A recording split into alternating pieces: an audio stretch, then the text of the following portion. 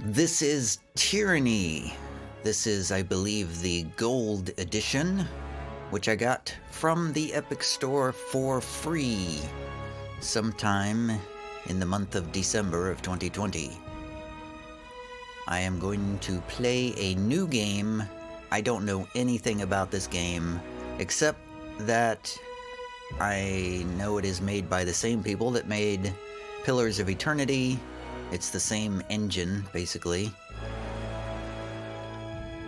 And I am gonna do pretty much the same thing I did last time, which is to play on hard difficulty.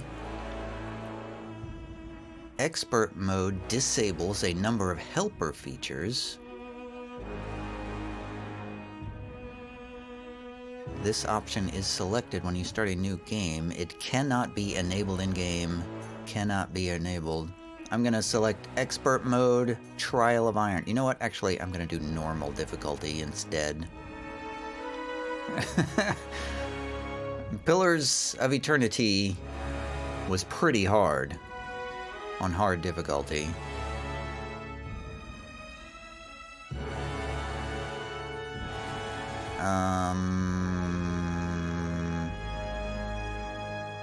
Enemy AI is more efficient and uses abilities more frequently. Whatever. Let's do hard difficulty. That'll be better for a video series. The reason that I select these options is to make for a better video, because normally these kind of games, they aren't really that exciting to watch. But if I turn everything up on hard, it gives more excitement. Or that's the theory, anyway. Tyranny.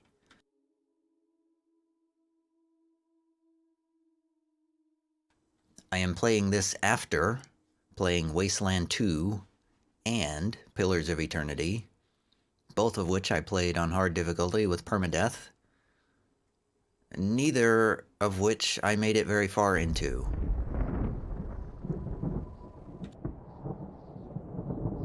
For over 400 years, the armies of Kiros the Overlord have swept across the known world. All who stood against them fell before their might. Even the Archons, women and men of immense power, were forced to kneel, chained to the Overlord's will. Now Kiros' final conquest has come to our corner of the world, and two of the Overlord's armies compete for the honor of taking our lands. The elite disfavored, and the teeming horde of the Scarlet Chorus. The voices of Nerat, spy master and Archon of secrets, guides the fierce and undisciplined masses of the Scarlet Chorus. With each battle, the Scarlet Chorus grows stronger, as the defeated are given a simple choice: serve or die. Graven Ash, Archon of War and the Overlord's most loyal general, leads the disfavored. Though small in number, Kiros' ironclad legion has never met true defeat in open battle. Watching over the two generals is Tunon, the Adjudicator, Archon of Justice, eldest of Kiros' minions. Tunon brings Kiros' laws to newly conquered lands, aided by the Fatebinders, judges and executioners of the Overlord's laws. You were among the youngest of the court of Fatebinders when Kiros' armies came to our lands. How could we have known that the fate of thousands would rest in your hands?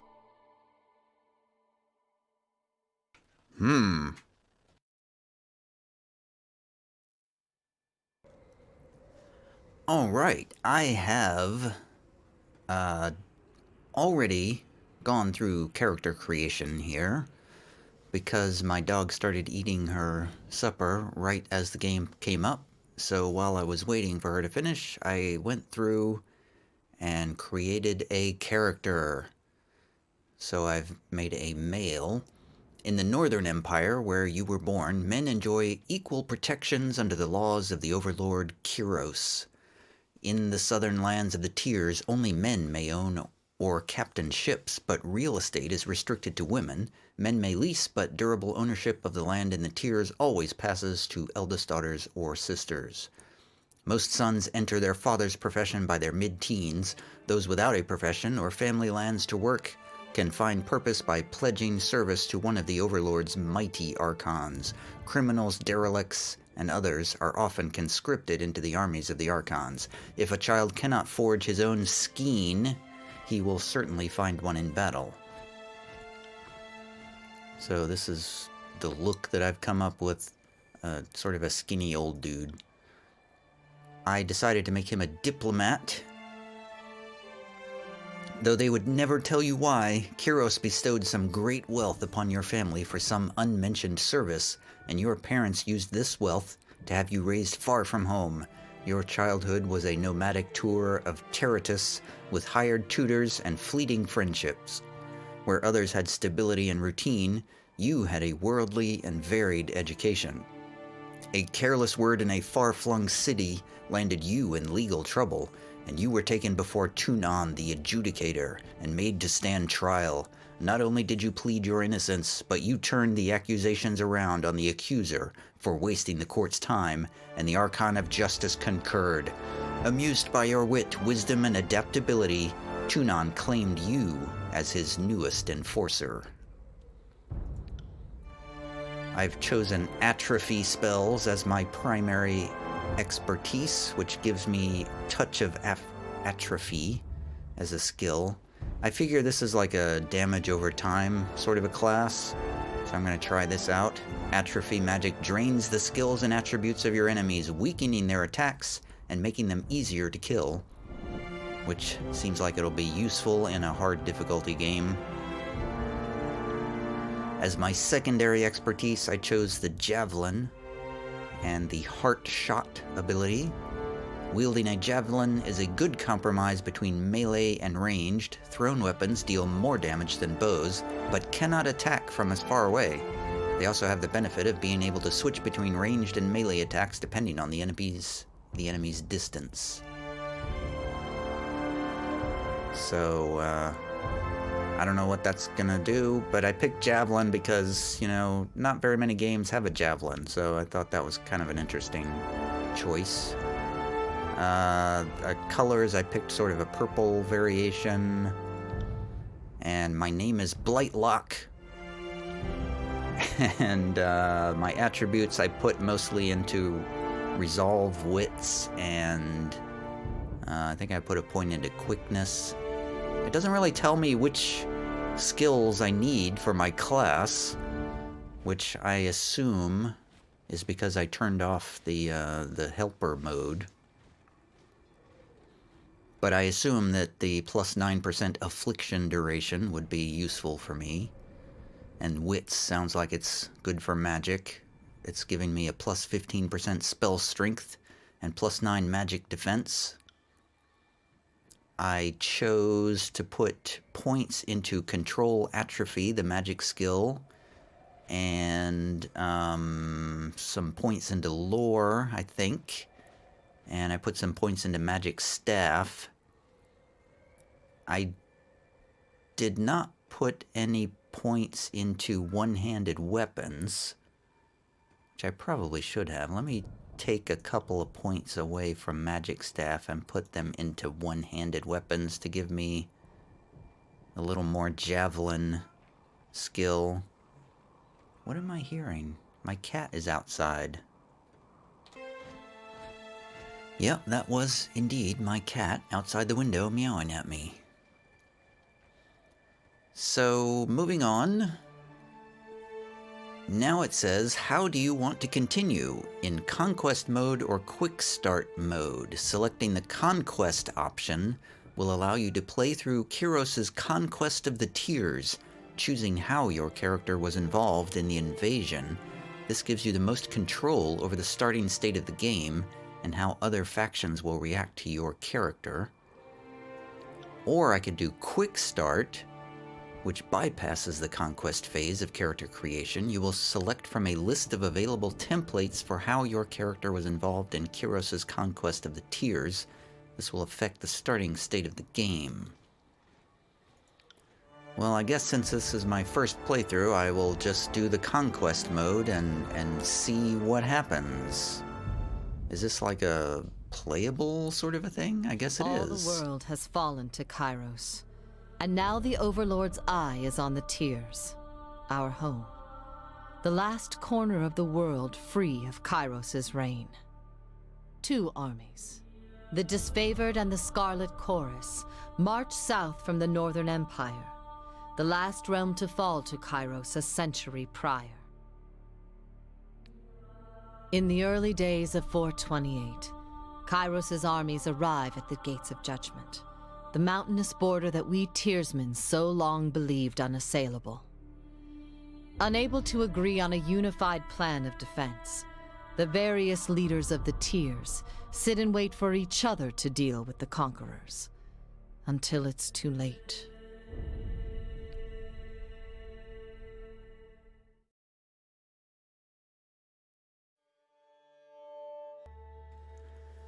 During the conquest, you will decide your character's actions during Kiros' invasion of the tiers, shaping the world through which you will adventure over the course of the game.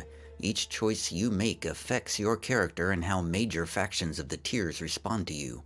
Your decisions matter. Choose wisely. Okay.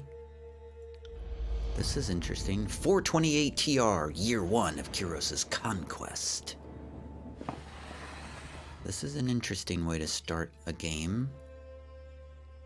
The Bastard City stood on the northern border between Kiros' empire and the Tiers. Built upon a natural harbor at the crossroads between realms, the city was a nexus of commerce. To the Tiers, it was the center of all wealth. To a northerner, it was little more than a backwater trading post. Its symbolic status as a gateway to the continent made it a natural first target in Kiros' military conquest.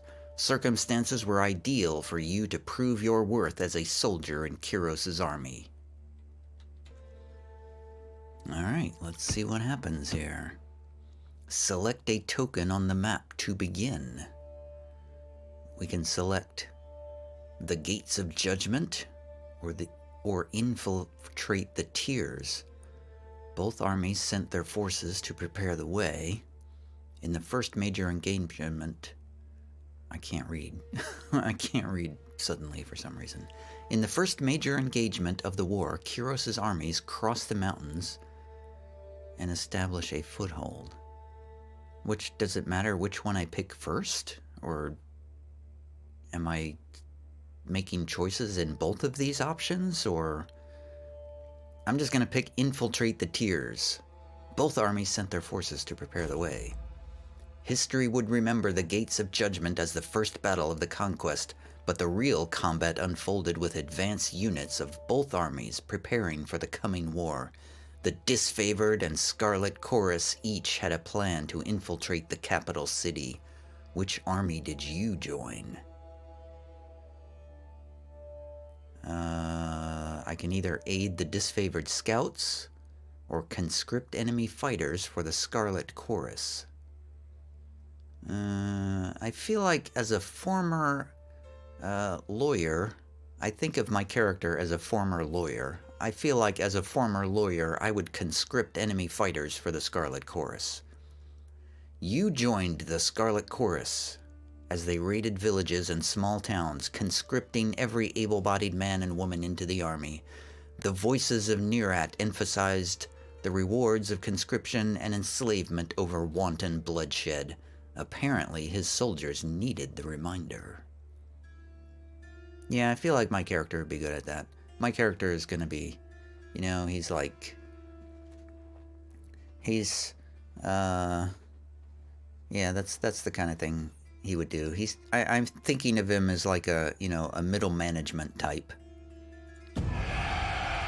The howling mobs of the Scarlet Chorus found easy pickings among the villages and frontier towns. Rallying an experienced gang under your control, you flooded the unprotected settlements with a deluge of bloodthirsty soldiers, rounding up the innocent for merciless rites of conscription. The young and infirm alike received makeshift weapons, and examples were made of all who challenged your forces. Bolstered with fresh recruits, your army gathered strength for the invasion to come.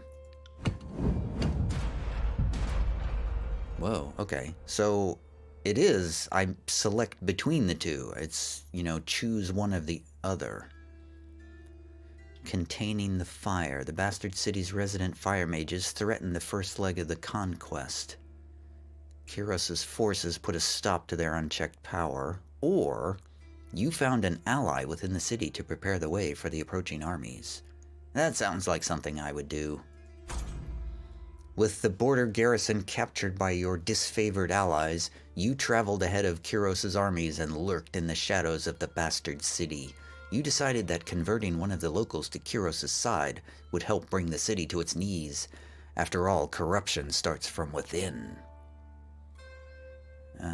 Either a well-informed guard captain or a fast-talking smuggler.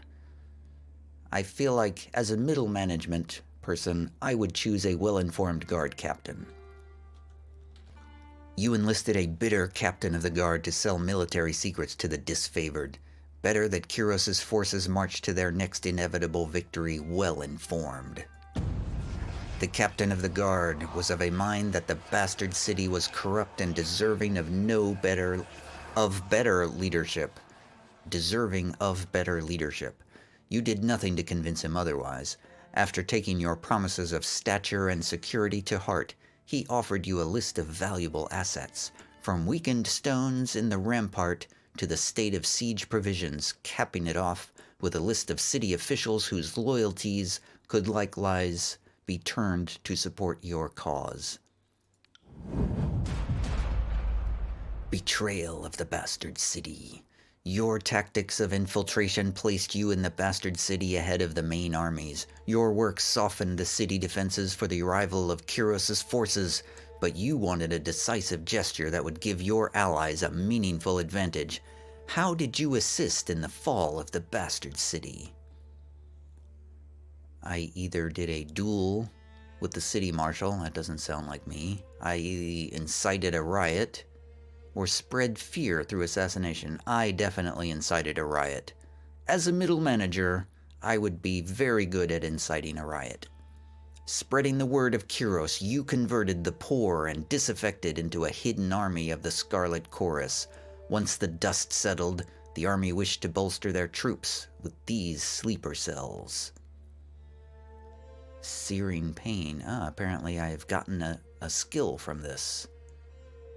I've gotten this searing palm, not pain, palm. It didn't take much to convince the bastard cities downtrodden that Kiros was the superior power. You armed them with weapons and knowledge of a signal you would raise when the time was right. As the armies appeared outside the walls, you ignited the spark that fanned their anger into a full-scale riot. The chaos they spread in Kiros' name weakened the city to such an extent that its inevitable fall was but a formality.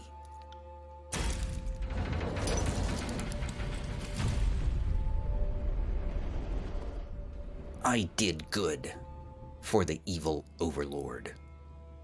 The bastard city settled into a new state of normalcy, with every tower displaying Kiros' banner.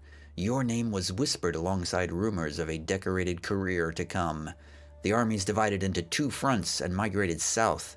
Tunon sent word that you were to join the next frontier of Kiros' conquest, either as judge and overseer of the settlement of Lethian's Crossing, or as a war advisor, with the armies advancing into the realm of Apex. That word looked like Leviathan at first. It's funny how often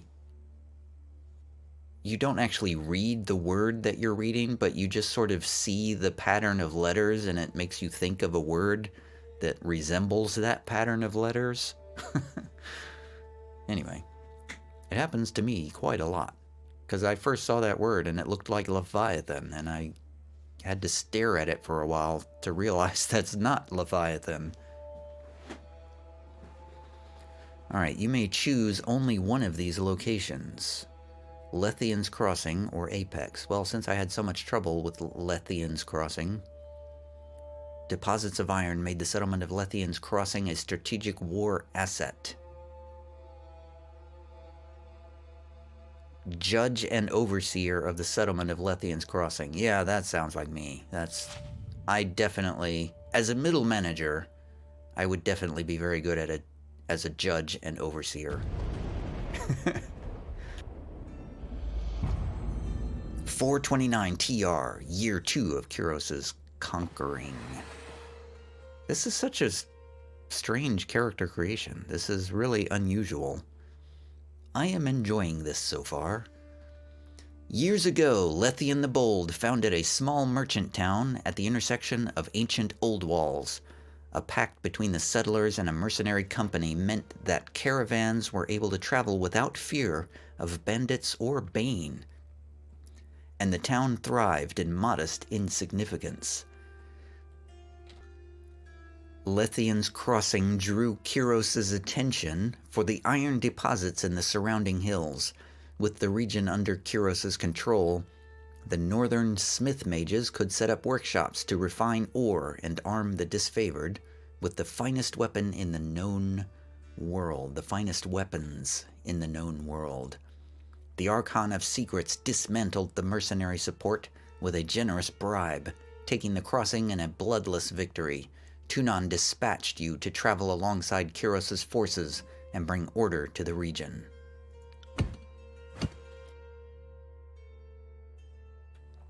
You know, I started this video thinking that I was going to really shortcut the character creation process and get right to the game, because when I started Pillars of Eternity, I spent the first 40 minutes creating a character, and now I'm already halfway through 40 minutes and I'm still in character creation. I should have known. Alright, we can choose the Iron Must Flow, a clever solution to improve production, or the Cult of Siren. The Archon of Song's power ensnared the mind of a disfavored soldier. I feel like middle management would work on a clever solution to improve production of iron weapons and armor. Kiros' smith mages worked day and night to create weapons. No one faulted their dedication, yet production was low. The plans that came to light proved decisive to the disfavored and Scarlet Chorus. On one hand, any additional manpower was needed for fighters, not forges. On the other hand, the celebrated weaponry of Kiros' armies needed to be fiercely guarded. I can either draw from the Scarlet Chorus recruits or conscript a tribe of beastmen. I feel like I would draw from the Scarlet Chorus recruits. The Scarlet Chorus took refugees from the recent influx and forced them to serve in Kiros' military. You repurposed these individuals to haul wagons of iron for the smith mages. This proved an inconvenience to the Scarlet Chorus, who relied on their force of numbers to be effective in the field. Yeah, that sounds like something a middle manager would do. Go for the short-term gain with no regard for the long-term consequences. The population of Lethian's Crossing had swelled from the emptying of lands destroyed by Kiros' armies. Although the Scarlet Chorus fought to keep the refugees under their control, the need for production could not wait. The new recruits were reassigned to haul iron ore from treacherous mine shafts, labor more befitting slaves than Kiros' artisans. Though the disfavored grew stronger with the advantage of more weapons, the Scarlet Chorus diminished as their ranks found themselves with one less opportunity for growth. The Scarlet Chorus is little more than a gang of thugs and their captive slaves.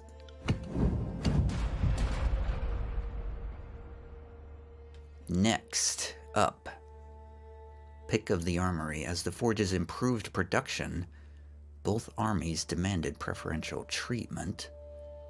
Tensions rose as disfavored and Scarlet Chorus soldiers rubbed elbows with mercenaries hired to guard the forges. Let's go with Pick of the Armory. Since you aided the production of weapons, commanders of both armies lobbied for additional arms. They offered all manner of bribes to be next in line for a fitting session with the masters of the forge. How did you sate the lust for iron? I can choose the disfavored, the Scarlet Chorus, or remain neutral. I'm not really sure what the disfavored is, quite frankly, but I know what the Scarlet Chorus is. I made my rise to power came through the Scarlet Chorus, so I feel like I would choose the Scarlet Chorus. You gave iron arms to the Scarlet Chorus commanders, knowing they pay very well for any killing tool. Weaponry of such acclaim was typically reserved for the highest disfavored officers, but you were open to changing tradition under the circumstances. And okay, so the disfavored are like the elite army forces, while the Scarlet Chorus is like the rank and file. If nothing else, the Scarlet Chorus were wont to pay for services rendered as a reward for arming a notorious gang boss with the finest weapons. Horde soldiers around camp found excuses to palm you rings or other valuables throughout the Apex campaign. You could hardly cross from one end of camp to the other without your belt string jingling a personal anthem of wealth. The disfavored watched the chorus lieutenants parade about with bravado, themselves disgusted by the display. Who controlled the crossing? Tragedy struck when a mercenary hired by the Voices of Nerat injured a forge-bound artisan, leaving him unable to practice his craft. Tunon ordered the mercenaries to leave the city in the hands of Kiros' more responsible servants. Only a token garrison could be left behind while the armies returned to the front. As the disfavored and Scarlet Chorus showed increasing tension and hostility toward each other, Tunon decreed it best that only one force control the crossing. Who controlled the crossing? Well, obviously, my guys are going to control the crossing, the Scarlet Chorus. You granted control of Lethian's crossing to the Scarlet Chorus. Of course I did, because they made me rich. The Scarlet Chorus flooded Lethian's crossing with overeager and undisciplined recruits. In the first few days of occupation, settlers suffered under rampant theft, murder, rape, and arson. Ay, yikes.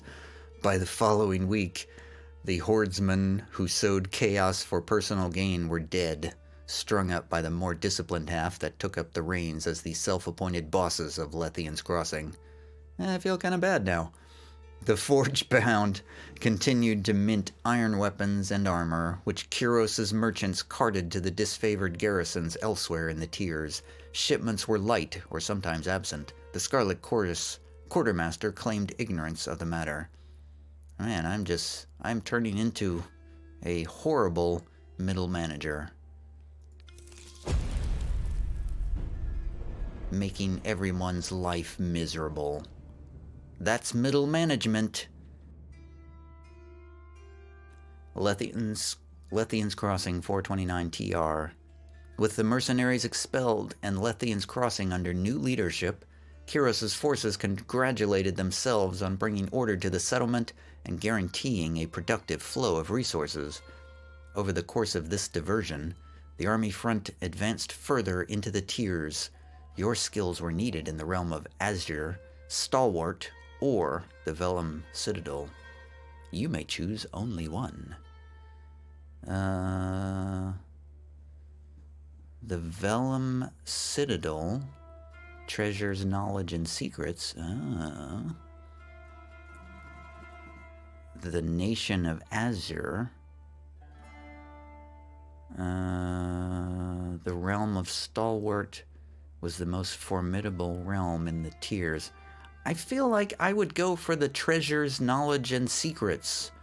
I'm a middle manager, and I'm also a spellcaster of some sort, so I feel like I would go for the Vellum Citadel.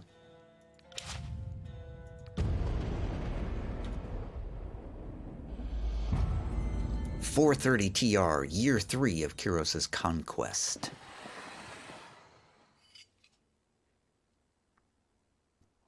The Vellum Citadel was an archive and library of massive scale. Its inhabitants were known as the School of Ink and Quill, a circle of mages that, centuries ago, carved out their own mountainous refuge on lands unsettled by the other major realms. Legends said that the Citadel housed a treasure trove of arcane knowledge. The Overlord's spies infiltrated the school and confirmed as much. The time was ripe to send a detachment to the great library fortress and force the scholars to yield to Kiros. Alright, I'm trying to force some scholars. Chain of Command, a peaceful surrender turned bloody. Song of Ensnarement. Siren's song ensnared some stealthy sages.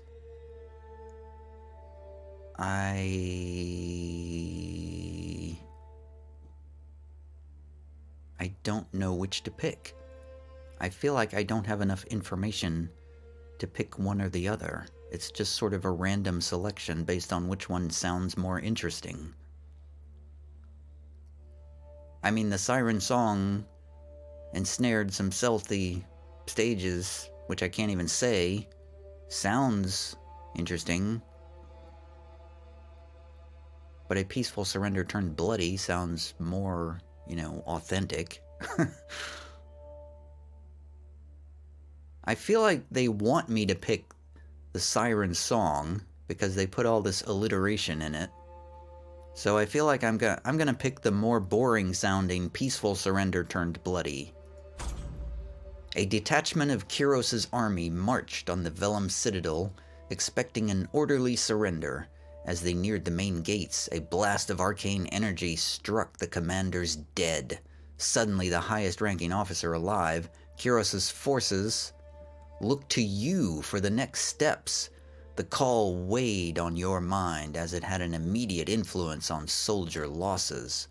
Ooh, they put the middle manager in charge. Order the Scarlet Chorus to attack, or order the Disfavored to advance. Well, I don't want any harm to come to my Scarlet Chorus forces, so I'm going to order the Disfavored to advance and get themselves killed. You ordered the Disfavored to advance their shield wall, knowing that a handful of Kiros' elite soldiers could hold off the attack until the Scarlet Chorus retreated. You knew the Disfavored would despise you for any losses at the Scarlet Chorus's expense, but that was a small price to pay for saving lives. The Disfavored were quick to follow your command and formed an unbreakable phalanx that gave the unarmored Scarlet Chorus horde a chance to escape.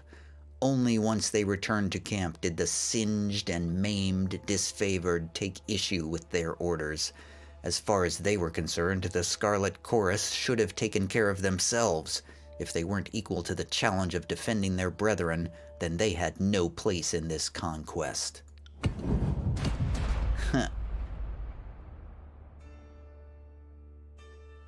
Next up, we choose between intercepted intelligence, resulted in a lost Disfavored patrol, or a dispute over contraband parchment turned violent.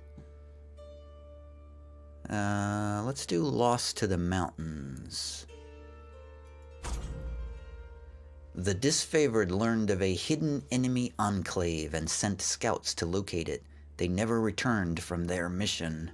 The remaining Disfavored soldiers demanded that you send the Scarlet Chorus to retrieve their scouts, but the Scarlet Chorus flatly refused to fall into the same trap. They recommended that the scouts be treated as wartime casualties. Oh man.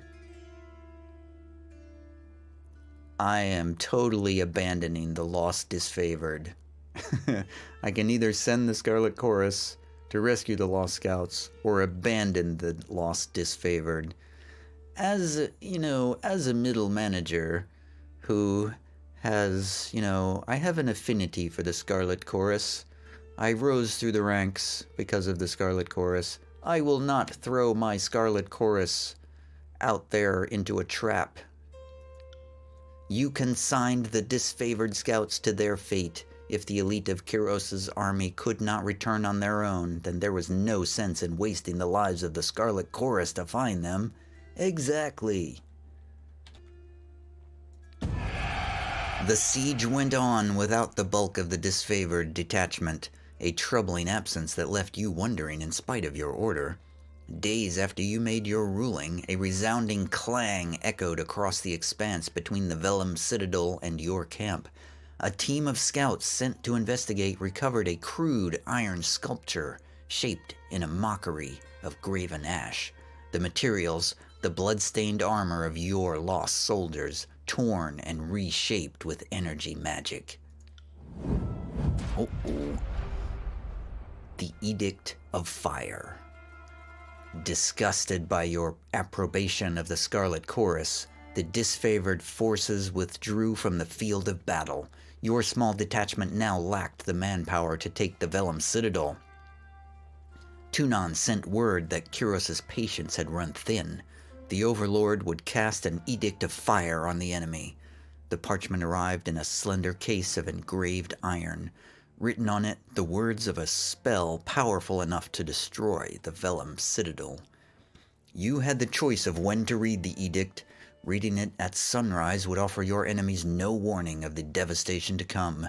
You could also wait until sunset, giving them ample time to flee or make amends.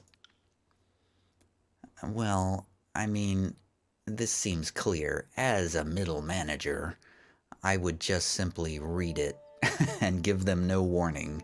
Just, do the deed and go home. That's what the middle manager would do. Middle managers have no sense of ethics. Opting to give the enemy no quarter, you proclaimed the Edict of Fire at the first moments of dawn, granting the enemy no warning of the destruction to come. Though the chorus insisted your actions doomed their spies, the disfavored applauded your decision. Oh, well, I didn't know I was going to hurt my chorus spies. Well, that changes things. I can't hurt my Scarlet Chorus spies. I changed my mind. Claiming they still had spies within the Citadel, the Scarlet Chorus urged you to warn the mages of the Overlord's edict. Granting their request, you met with the enemy under a blue flag of peace and warned them of their doom, giving the chorus spies and the enemy a chance to run. That's what the middle manager would do. Now that I have that new piece of information, you confronted the mages with a warning and hoped the message was received. The hour before sunset, numerous figures were spotted fleeing the Citadel. As the sun dipped under the horizon, you read the words of the edict. The earth shook, and red-orange light glowed in the foundation of the sprawling Citadel. Bubbling up from under the library, a torrent of lava heaved with explosive force, gushing from windows and between loose bricks, melting winding trenches in the surrounding land.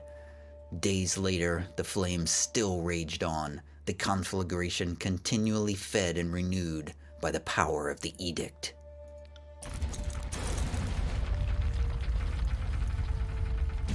Well, so much for all those secrets, lores, and treasures. The armies of Kiros left the devastation of the Vellum Citadel in silence. From that day forward, the Tears came to know the once noble Citadel as the Burning Library. This was an undisputed loss of resources, knowledge, culture, and life. But a message had been sent. The Overlord will not tolerate defiance. You didn't have long to rest before Tunon called you into service once more. You were one of the last to depart from the mountains, and as you journeyed off, you spotted a few campfires in the mountains. They were mere specks, dwarfed by the inferno, the last gasps of survivors, or perhaps looters from Kiros' armies, bored and daring enough to pick through the ashes.